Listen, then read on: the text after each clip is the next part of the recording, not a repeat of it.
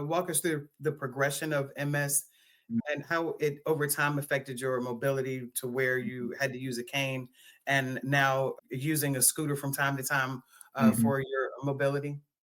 Yeah, I use the scooter a lot actually. Okay. Um, it started off with the cane. I started using the cane actually here in Dallas. So that would have been in the past 10, 11 years. I moved here in what, 2014. Okay. And shortly after I got here, I had to use the cane, but I didn't use it all the time. And then they went to using it all the time. And then after I retired, after stepped away because I was having falls and different things like that, I got a walker, started Okay. using the walker. And then, you get tired. Is one of the challenges with MS. You get fatigue Okay. fast. So, in trying to walk in fatigue means danger. I've broken my arm twice, two different arms, two different Oh, times, a year almost to date apart from wow. falling.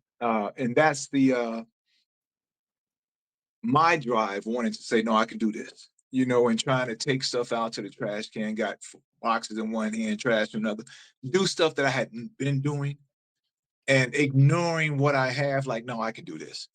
It Yeah. costs me, and several times I've had that happen. I've fallen many times than I would even want to mention, but it's a part of it.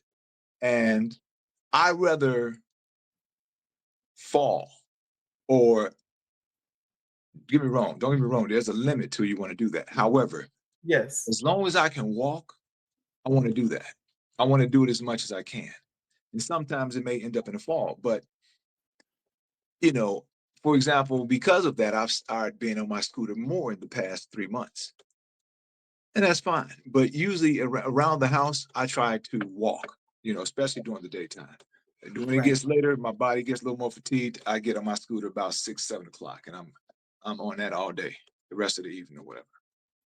But yeah, that's how it progressed for me. You go from relapse remitting to uh, primary progressive stage one, and then progressive stage two. I'm in progressive stage two, which I believe is the most advanced. Now, it doesn't mean the end of the world. It's just how you specify things. But Mhm. essentially, with all MS, with all of it, you get gradually worse.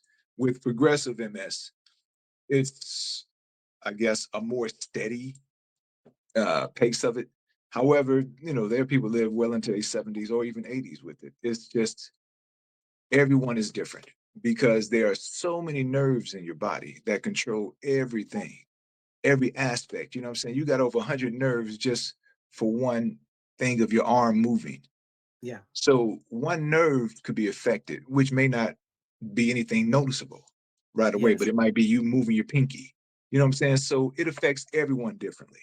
But that's where I am. You're so much of an inspiration. I mean, honestly,